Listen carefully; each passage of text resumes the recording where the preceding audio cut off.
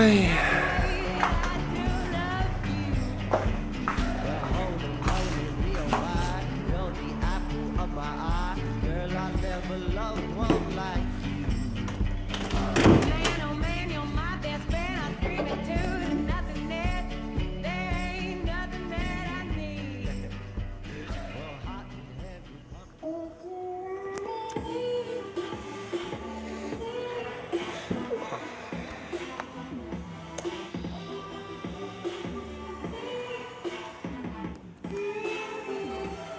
Okay guys, so as you can see, it's an absolutely terrible day outside. I was going to go out and take some photos, but obviously I'm going to have to pick another day because it is shocking. So instead, I thought I'd do my first ever Lightroom tutorial, and I'm just going to show you the 5 things I wish I knew when I was starting out, what all beginners should learn, and the easiest way to sort your Lightroom out when you first upload some photos to it. So we'll get into Lightroom now. You want to import your photos if you haven't already. This is probably the easiest way. You can do it file, and you can import through here, or you can, the easier way is import. And my computer's been a bit slow. You're going to plug in your hard drive or put in your little SD card, and it show up. You want to make sure all your photos are ticked, and you just want to click import. I've already done it for all mine, so that's the first thing you need to do. Next thing is you've got a develop module, and you've got your library. Don't worry about the other ones, you don't need to use them yet. So basically first thing you want to do is you want to go through all your photos and put them into collections. So as you can see, my catalogue, I've got 9,236 photos. I do not want to be in the develop module and have to go through them and find the photos I want to edit and whatnot. It's going to take a long time. So basically the easiest way is to highlight some photos. So you can click shift. These are all from Tasmania, so I'll click shift, and then I'm going to go to collections, little plus sign, new collection, create collection, and I'll say Tasmania,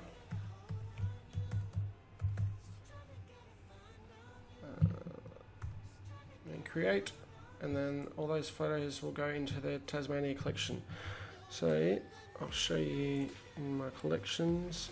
I've got sorted out by all the countries I've been to, and then I'm Australian, so I've got one for Queensland, which is where I live now, so I've got a fair few photos for that, and Tasmania, that's where I'm from.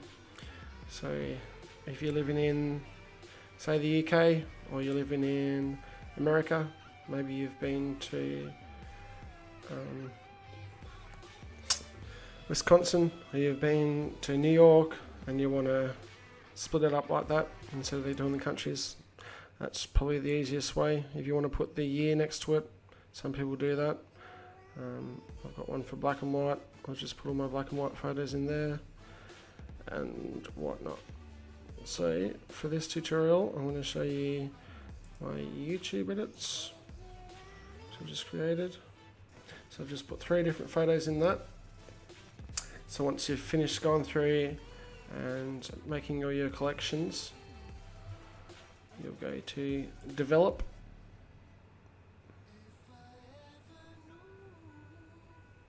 and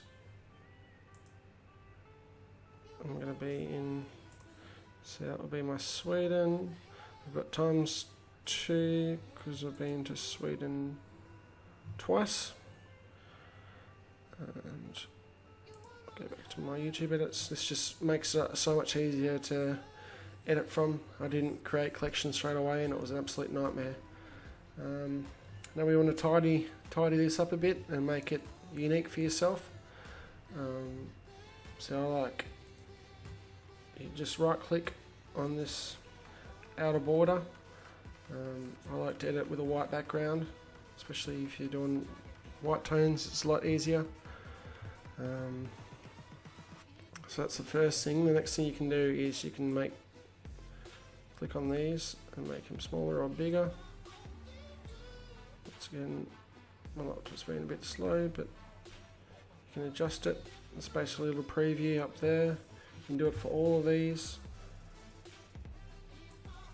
So you can make these bigger, smaller. Just personalize it to however you want it really.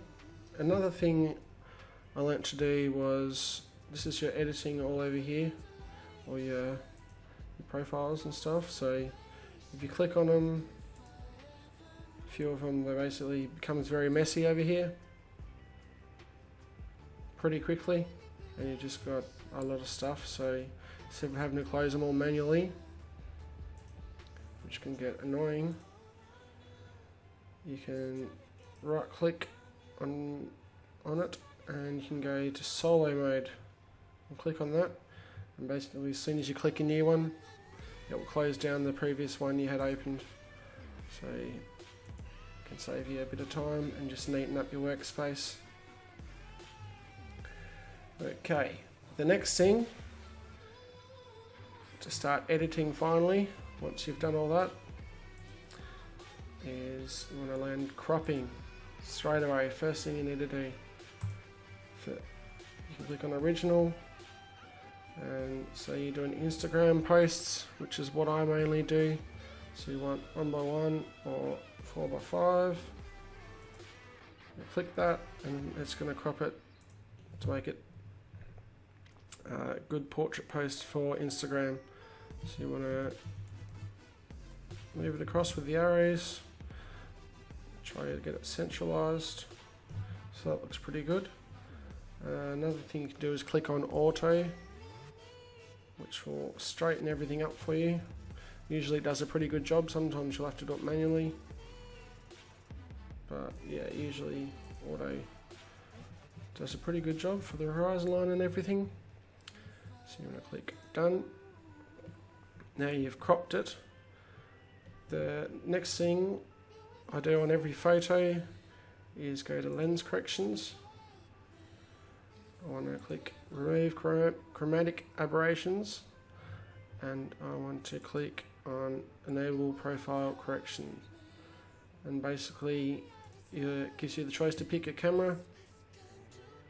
So you use a Canon, it automatically finds your lens, and once you've done that, if you click these little bar here and click it on and off, you can tell what it looks like once you've fixed it. So basically Lightroom knows what type of camera you're using, and it will fix up the distortion automatically for you. Then you can come down to camera calibration. Depends if you used your phone or you used a standard camera or you've got a DSLR or something. See, this was with a Canon 60D, so I can change a few settings. So it's got Adobe standard, which is Lightroom standard, and basically I can go through these and it will change the colours and everything for me. If you've got landscape image, you want to do a portrait, so basically click on that to show the difference. So it just highlights everything a bit more, which I like. Okay, and then you want to land the basic tab. So this will be your exposure, brighter, darker. So you can adjust that. You can adjust your contrast. I usually add more contrast. Your highlights, usually the sky. If your sky's in an image, you can brighten it or darken it. Usually I'll darken it so you can see more. And then shadows, basically darken the shadows or brighten the shadows. You play around with that. I like mine a bit darker usually. Whites you can raise, and blacks can darken. So that's fairly contrasty, so I might bring the contrast down. It's basically another way of adding contrast to your photos. And then clarity is the same thing. So if you look at her hair here, it just adds a lot more texture. You don't want to go too overboard with it because it looks crazy. So basically you don't really want to go over 50. So I might stick to around 30 for this photo. And then vibrance is what makes the colours shine and pop. If you want to look at the yellow top she's got on, just makes them pop out. So once again, you don't want to go too overboard. Usually I'll raise it up around 20, 30, and then I'll lower the saturation to something like that. With this photo, that looks really good. Okay, so they're the 5 basic things you really need to know in the develop module for editing. You want to be able to crop, basics, lens corrections, calibration, and maybe a detail for the final one, which I might show you a few hotkeys for, which is probably the next thing you need to learn that will help you out. So this will sharpen my image. So amount sharpening about 50, detail at 30. You can leave the radius, and basically the first thing it's handy to know is you hit Alt and click on the masking, and this basically shows you what is going to get sharpened in your image. So I don't want the sky sharpened, I want mainly the lady in the photo, and she's my subject. So I'm going to take it off, and basically the only thing that's been sharpened is her and some of the trees, which I'll show again. If you want to do this, the sky and the road and everything will be sharpened. I want to put it right to the end. You can put it wherever you want, but basically the Alt key, if you don't use the Alt key, it's just going to do it and you're not going to see what you're sharpening. Okay, so I'm going to leave it like that. That looks pretty good. Another thing you can use the Alt key for is in whites and blacks. So that's going to show you when your white is blown out, so there's no detail left in that part up there. So usually you want to bring it right to the end of that, just before it gets blown out, and you want to see the same with the blacks.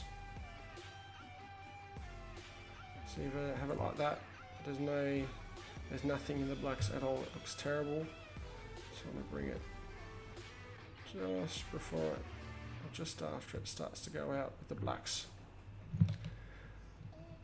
Okay, some more basic hotkeys. You can go backslash, which will show you before and after. So that's a pretty handy one to know, before and after. So that's what it looks like now. You can go press Y, which will show you another before and after. And if you want to, you can go Z for zoom and drag it around. So if you were doing your, detail again, you want to do your amount. You can do adjustments like that, which can sometimes help. And Z again to zoom back out. And basically the last one I use mainly is F, so full screen, so you can have a good look at it. And then F again to get back in. That's probably, there's a lot more, but they're the 5 ones that I mainly use while I'm editing.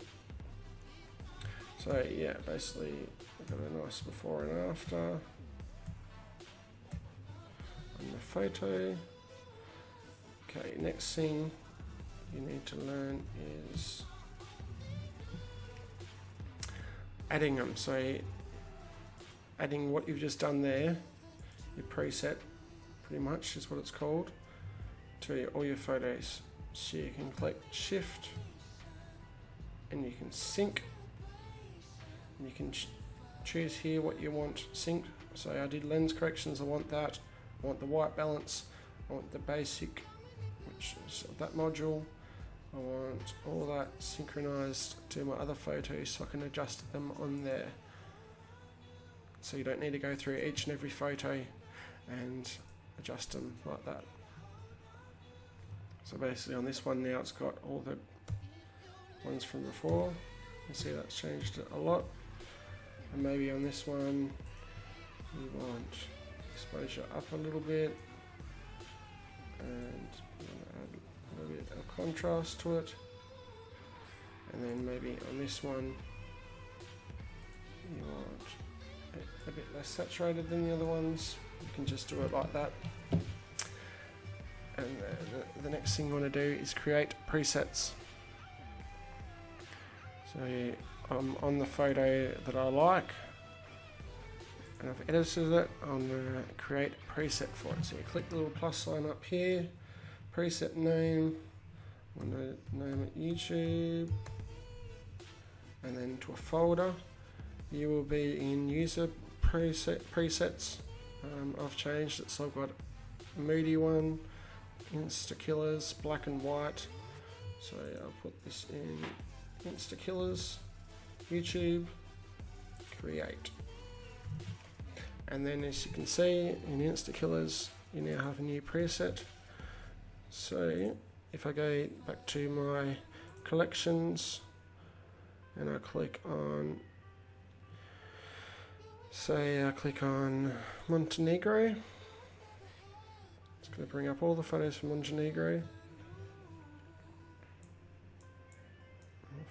Try to find a good one.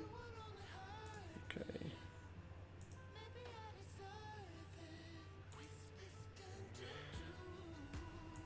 These are all terrible, of course.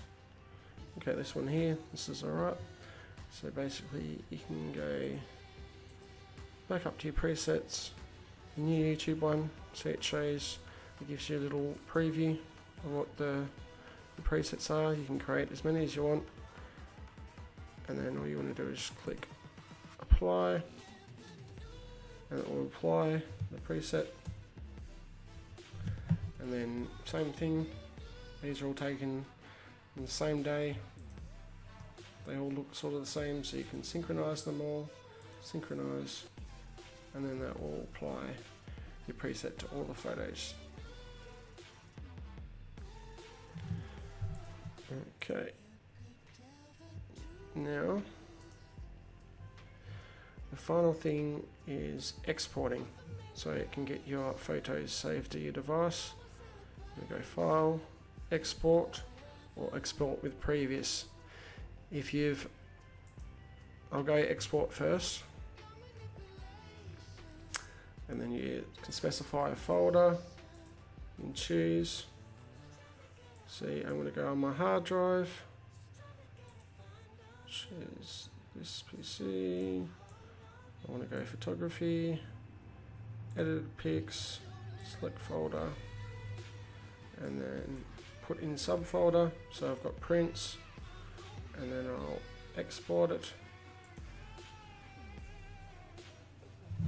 You can also do this if you want to export all of those photos you've just enhanced. So you can highlight them all, file, export, or if you want to save it to the same photo, so this is all in Montenegro, so I can just go export with previous, and it will save it to that prints folder that I just edited then, and created and added a photo to then.